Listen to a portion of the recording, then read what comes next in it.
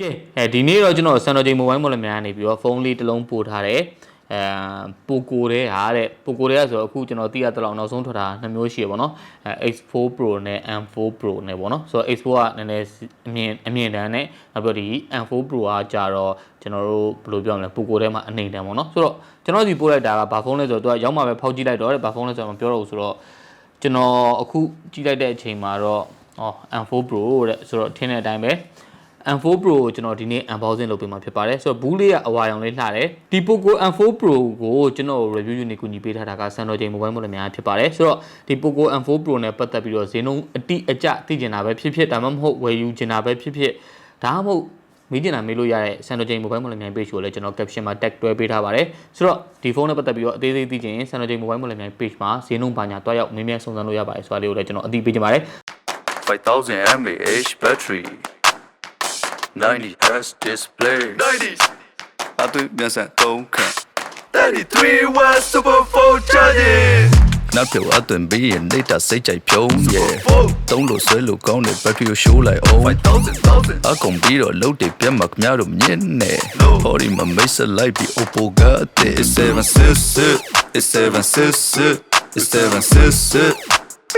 766 Oppo A76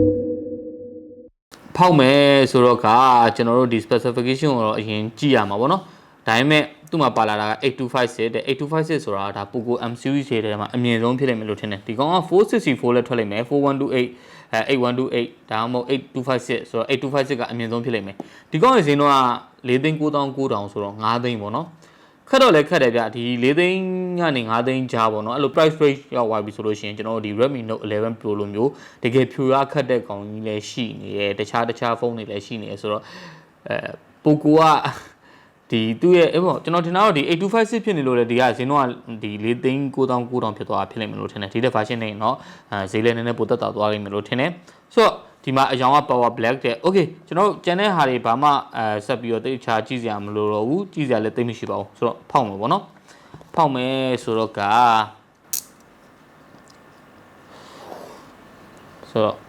ဒီလိုမျိုးလေးဒီထားရှာမှလည်းကြောက်ရသေးဆိုတော့ဒီမှာ Synology ဘူးလေးကလည်းလာတယ် Synology logo လေးလည်းလာOkay ဆိုတော့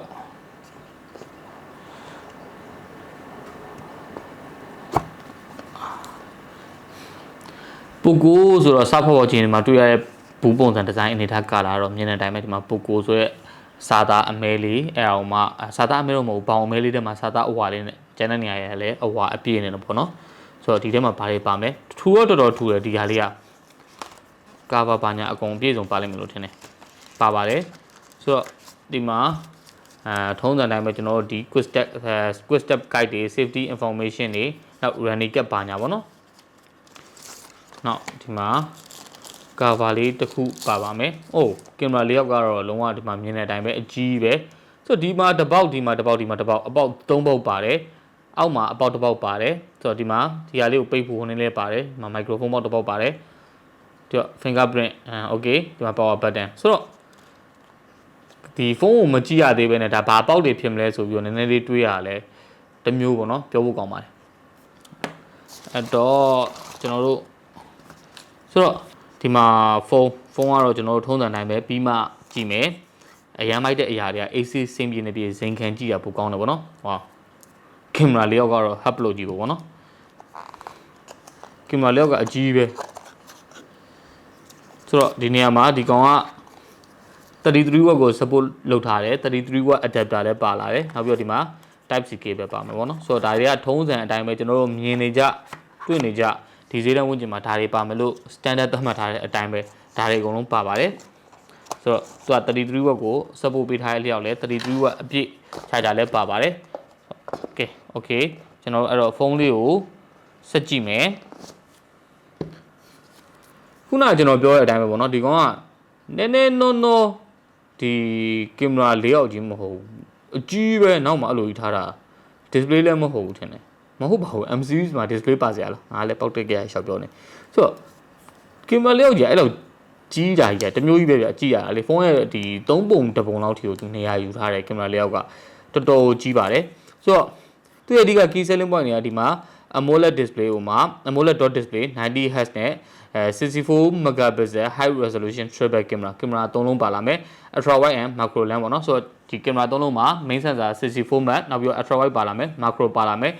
တခုသတိထားမိလားမသိဘူးဒီကောင်မှာ depth sensor မပါလာဘူးဆိုတော့ depth sensor မပါလာရင်ကျွန်တော်အမြင်ပြောရမယ်ဆိုရင်ဒီ camera 3လုံးထဲမှာ portrait ရိုက်ချင်တယ်ဆိုရင်ဒီကောင်က main sensor နဲ့ software နဲ့လုံးပါလားပေါ့နော်အဲ့လိုအဲ့နှစ်ခုနဲ့အလုပ်လုပ်ပါလားအဲ့တစ်ချက်ကတော့နည်းနည်းလေးစိတ်ဝင်စားဖို့ကောင်းတယ်နောက်ပြီးတော့ဒါ battery က 5000 mAh တဲ့နောက်ပြီးတော့33 watt pro fast charging နဲ့နောက် performance ပိုင်းမှာဒီကောင်က MediaTek ရဲ့ Helio G96 အဲ့အပြင်တော့ liquid cool technology 1.0 plus ကိုပါလာသေးရဆိုတော့ဒီကောင်ကဖုန်းperformance ကောင်းလို့ဖုန်းပူမှာပါညာအတွက်လည်းသူက coverage ပြန်လုပ်ထားတယ်ပေါ့နော်ဆိုလိုချင်တာကဒါ gain ဆော့မယ်ဆိုတဲ့သူတွေအတွက်လည်းအဆင်ပြေလောက်မဲ့ပုံစံသူတွားထားတာတွေ့ရတယ်ဆိုတော့ကျွန်တော်ဖုန်းကိုဆက်ကြည့်မယ်ပေါ့နော်ဟွာအနောက်ဘက်က glossy တော်တော်လေးဆန်ပါတယ်ဒီမှာကျွန်တော်အခုဒီမြင်ရတဲ့ပုံအတိုင်းဆိုရင်တော့တော်တော်ကြီးကို glossy ဆန်တဲ့ဘက်ကိုသွားထားပါတယ်ဒါခုနကသူ့ရဲ့အခေါ်ကပါလဲ pro power black ပေါ့နော်လုံးဝအမဲ deck လုံးဝ true deck ဖြစ်နေတဲ့ဘက်ကိုအရန်သွားထားတယ်နောက်ပြီးတော့ဒီ glossy ဆန်နဲ့ဆိုလိုချင်တာကဒါလက်ရာထင်လွယ်မယ်ဆိုတဲ့သဘောပေါ့နော်ဆိုတော့အမဲပြောင်တောက်ပြောင်လိုချင်တယ်ဆိုရင်လည်းလက်ရာထင်တဲ့တစ်ချက်ကတော့ကျွန်တော်ပြန်ပေးဆက်ရမယ်ပေါ့နော်โอเคအဲ့တော့ဒီကောင်ကိုဒါလေးကိုခွာလိုက်မယ် AI နဲ့ဒီမှာ64 map depth ဒါပဲကင်မရာ၄ယောက်ကကျွန်တော် personally ပြောရမယ်ဆိုရင်ဒါကျွန်တော်တယောက်တည်းအမြင်ပေါ့နော်အရင်ထူထွက်ကင်မရာ၄ယောက်ကဘူးထွက်နေရမျိုးမဟုတ်ပေမဲ့နည်းနည်းလေးထွက်တယ်နောက်ဒီလို၄ယောက်အကြီးကိုကျွန်တော် personal preference အရာတိတ်မကြိုက်ဘူးပေါ့နော် unique မဖြစ်ဘူးမလိုအပ်ဘဲနဲ့ဒါကြီးကဒီနေရာကြီးကဖောင်းပွားနေရဆိုတဲ့ခံစားချက်ကိုရတယ်နောက်ပြီးတော့ဒီလိုမျိုးထားလိုက်မယ်ဆိုရင်လည်းဒီကောင်ကနည်းနည်းလေးဒီမှာနေပြင်မညီတဲ့ပုံစံလေးတွေပေါ့နော်အဲ့လိုဖြစ်သွားစေအဲ့တစ်ချက်ကိုကျွန်တော်သိသဘောမကျဘူးเนาะဒါအနည်းဆုံးဥပမာပြောရင်ကျွန်တော် Pixel 6 Pro လို့ကောင်မျိုးတွေဆိုအရန်သိတာဗျာဆိုတော့ကျွန်တော်ဒီ power setup လေးလုပ်နေရင်လည်းဒီကောင် design လို့ဆက်ပြောမှာပေါ့နော် hand feeling ကတော်တော်လေးမိုက်တယ်ဒီအခုနောက်ပိုင်းသတိထားမိကြလားမသိဘူး Redmi Note series ကြီး Redmi Note series အောင်မဟုတ် Redmi C series ပေါ့နော် 10C လို့ကောင်မျိုးအောင် big quality hand feeling အရန်မိုက်အောင်လုပ်လာနိုင်တယ်အဲ့တစ်ချက်ကတော့လုံးဝကျွန်တော်တကယ်ရှောင်းမျိုးလုံးဝ appreciate ဖြစ်တယ်ပေါ့နော်သူတော်တော်လေးဒီအပိုင်းကိုကောင်းကောင်းကြီးဟန်နဲ့ပြန်လုပ်လာနိုင်တယ်အရင်ကြီးလည်းမထူနေဘူးအရင်ကြီးလည်းမပါနေဘူး weight ကကျွန်တော်မြင်ပြောမယ်ဆိုရင်ဒါနည်းနည်းလေးရောရှိတယ်တိုးတော်လည်းအရင်ထူပိန်းပြီးတော့လေးပြီးတော့ဘယ်လိုပြောမလဲ M series လို့မထင်ရတော့တဲ့ဘက်ကိုသွားထားတယ်ဗျာပြောရမယ်ဆိုရင်တော်တော်ကြီးမိုက်တယ် design build quality ဘာမှအပြည့်ပြောစရာမရှိတော့ပဲဆိုတော့ခုနကကျွန်တော်အပေါ်မှာတွေ့တာကဒီ blazer pop ပါမယ်သူကဒီ studio speaker ဖြစ်တဲ့အတွက် headphone grip ပါမယ်နောက်ပြီးတော့ 3.5mm headphone jack ပေါက်တောင်ပါသေးတယ်ကိုအောက်ဘက်မှာတော့ type C speaker တစ်ပေါက်ပါမယ် microphone တစ်ပေါက်ပါမယ်ရှင်းပါတယ်သူသွားတဲ့ setup ကနောက် power button ကိုသူကတပြေးညီလောက်ထားတယ်ဒါ Xiaomi ရဲ့ typical ထုံးစံတိုင်းပဲပေါ့နော်ဒီလိုတပြေးညီလောက်ထားတဲ့ပုံစံလေးကိုကျွန်တော်သိတော့သဘောမကျဘူးအမြင်လို့ကျွန်တော်မှားနေဖြစ်နေလို့ပါဒါကျွန်တော်တယောက်တည်းအမြင်တွေကိုပြောနေရပါတော့ဆိုတော့အခုဒီမှာဘာသာစကားရွေးချယ်ပါတဲ့မြန်မာEnglish ကိုပြောင်းလိုက်ရင်ကောင်းမှထင်တယ် setup တော့ပို့ပြီးတော့နည်းနည်းလေးလွယ်အောင်လို့ဆိုတော့ choose for region နဲ့မြန်မာအဲ့တော့ကျွန်တော် setup လေးဆက်လုပ်သွားမှာပေါ့နော်ဆိုတော့ဒီဟာမှာ user agreement ဘာညာသဘောတူလိုက်မယ်sim card ဘာညာကိုကြော်လိုက်မယ်ဆိုတော့ဒါထုံးစံတိုင်းပဲ POCO ဖြစ်နေရတော့ကျွန်တော် global ပဲသွားတဲ့အတွက်ဒီ Google service ပြင်ပါလာတယ်ဘာမှဟို setting နဲ့ဘာညာတော့နည်းနည်းပပတော့ဝင်ပြောင်းစရာမလိုအဲ့ဒါတွေကလည်းမစိုးဘူးပြီးတော့ဒီမှာ personal s ကိုပိတ်မယ်ကြော်ညာတွေပိတ်မယ်ကျွန်တော်ဒီ user experience ကိုမ share ဘူး okay ကျွန်တော်ဆက်သွားမယ်ဒီကောင် MMTR 13နဲ့ဆိုတော့ design ပိုင်းကတော်တော်လေးကိုင်း design ပိုင်းနဲ့ဆိုင်ရင်ကျွန်တော်ဒီ camera layout ကိုမကြိုက်တာလွယ်ရင်ဒါကျန်တဲ့ကိုင်းရတဲ့ hand feeling ဘာညာအကုန်လုံးမိုက်တယ်တိုးတော်လည်းဒီမှာခုနကျွန်တော်ပြောလို့မျိုးပေါ့နော်ဒီသူ့ရဲ့ power black က pro power black ကလက်ရလေးရောတော်တော်လေးထင်တယ်ခလုတ်တွေကလည်းနှိမ့်ရတာမစိုးဘူးဗျာမာကျင့်နေရမျိုးတွေဘာတွေမရှိဘူးခုနကျွန်တော်ပြောတဲ့တစ်ချက်ပဲဒီ fingerprint လေးကိုကျွန်တော်လက်နည်းနည်းလေးကိုခံစားချက်တော့ရှိရပါတော့အကယ်၍ cover တက်ကင်မယ်ဆိုရင်အဲ့ခံစားချက်တော့ပျောက်သွားမှာပေါ့နော်fingerprint ကိုရှာရခက်တဲ့ပြဿနာလေးတခုဖြစ်သွားလိမ့်မယ်ဒီအရှိဘက်မှာလည်းချင်းကပုံမှန် site ပဲပေါ့နော်ဒါကျွန်တော်တို့ဒီဘယ်လိုပြောမလဲ POCO ရဲ့ M series ဖြစ်နေတဲ့အတွက်အရင်ကြီးမပါဘူးတိုးတော်လည်းအရင်ကြီးမထူဘူးအဲ့မဲ့တစ်ချက်သတိထားမိတာဒီအပေါ်ဘက် bezel လေးကသူနည်းနည်းလေးထူတယ်ဒါကိုပြန်ထိန်းထားတာဒီသူ့ရဲ့ဒီ camera ပေါ့နော် face front camera တော်တော်လေးသေးတာကိုတစ်ချက်သွားပြီးတော့သတိထားမိတယ်ဒီပေါ်ဘက်မှာတော့ speaker grade ပေါက်ပါမယ် ဆိုတော့ speaker grade ကိုသူကနောက်ထပ်တစ်ပေါက်ထုတ်ထားတယ်စုစုပေါင်းဒီ earpiece speaker ရဲ့ stereo speaker ဖြစ်နေတဲ့အတွက် အပေါ် out speaker ရဲ့ဆိုတော့ speaker 3လုံးလုံးဖြစ်သွားတယ်ပေါ့နော်ဆိုတော့သူရဲ့ AMOLED display အခုကျွန်တော်စပြီးတော့ setup လုပ်ပြီးချင်းမြင်ရတဲ့ AMOLED display ကတော့တော်တော်ကြီးကိုမိုက်ပါတယ်ဆိုတာဒါ color လောက်ပဲမြင်ရတယ်ပေါ့နော်ကျွန်တော်ဒီ brightness ဘာညာချက်ချင်းကြည့်လိုက်မယ် okay ဟော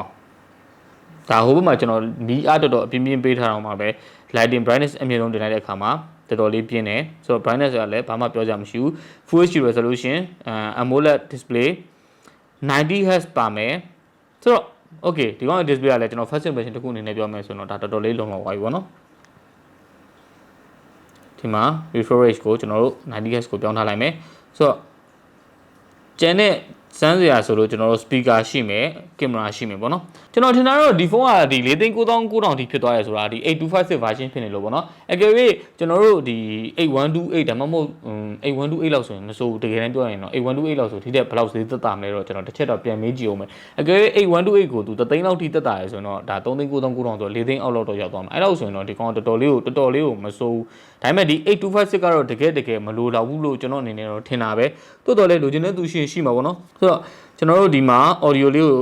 တစ်ချက် test လုပ်မယ်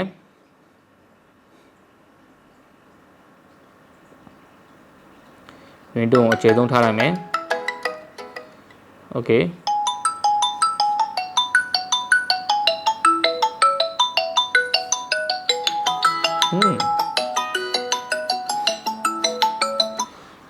မစိုးဗျအတန်တော်တော်ကျဲတယ်နောက်ပြီးတော့ဒီ base လုံးဝမပါတဲ့ဟာကိုနားထောင်လို့လားမသိဘူး peak တွေပါအရင်မဖြစ်ဘူးပေါ့နော်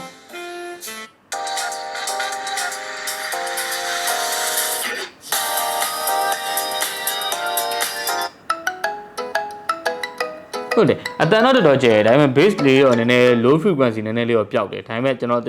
ခြားစမ်းကြည့်ဖို့လိုမယ်ပေါ့နော် okay အဲ့တော့ကျွန်တော် camera လေးတစ်ချက်ဆမ်းမယ်အဲ့တော့ကျွန်တော်ဒီရိုက်ကြည့်လိုက်မယ်ပေါ့နော်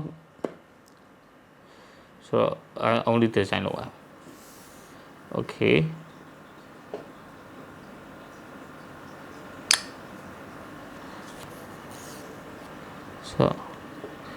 ဆိုပါဦးဒါ64မှတ်တော့မဟုတ်ဘူးပေါ့နော်ကျွန်တော်တို့ဒီ point and shoot ရိုက်လိုက်တာပေါ့နော် point and shoot တောင်တော်တော်လေးမစိုးဘူး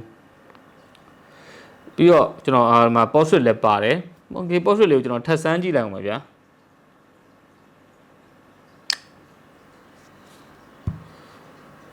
ဟာမိုက်လိုက်လား HD detection လေးအောင်ဒီလိုအမွှေးထူထူရုပ်ကလေးအောင်မွေးပွားရုပ်ကလေးအောင် HD detection လေးတော်တော်ကောင်းတယ်ဗျဆိုတော့ဒီကောက်ကင်မရာလေးကတော့နည်းနည်းလေးစိတ်ဝင်စားဖို့ကောင်းသွားပြီပေါ့နော်ဆိုတော့ POCO ကလည်းသွားထားတဲ့ပုံစံလည်းသူဒီ M series ဖြစ်နေပေမဲ့လည်း AMOLED display တွေသုံးလာမဲ့ဒီလိုမျိုးဒီ G96 ပေါ့နော် G96 ကပြောမဲ့တာပြောတာ performance တော်တော်လေးကောင်းတယ်ကျွန်တော်ဟိုတလောကစမ်းမှုတဲ့ဖုန်းမှာ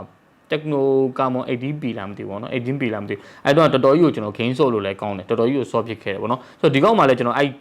gaming test ကိုနည်းနည်းလေးလုပ်ကြည့်အောင်မယ်နောက်ပြီးသူ့မှာခုနကျွန်တော်ပြောထားရတဲ့ liquid cool technology ပေါ့နော် liquid cool technology ကိုသူက 1.0 plus ဆိုတဲ့ဟာလေးကလည်းနည်းနည်းလေးစိတ်ဝင်စားဖို့ကောင်းလိမ့်မယ်လို့ထင်တယ်ဆိုတော့ battery 5000 mAh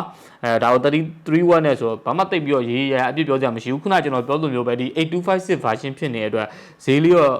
ဒီ9သိန်းလောက်ကတ်သွားပြီပေါ့နော်အဲ့ဒါလေးကိုကျွန်တော်နည်းနည်းများရလို့ထင်တယ်ခုနကျွန်တော်ပြောလိုမျိုးဒီ8128လောက်ဆိုတော့ပိုပြီးမှတ်မယ်လို့ထင်တယ်ဆိုတော့ကျွန်တော်ရဲ့ဒီနေ့ဒီ POCO M4 Pro ရဲ့ unboxing လေးကတော့ဒီလောက်ပဲဒီကောင်လေးကိုလည်းကျွန်တော်ဒီတကြံရက်ကာလအတွင်းမှာ review လေးလုပ်ဖြစ်ပါမယ်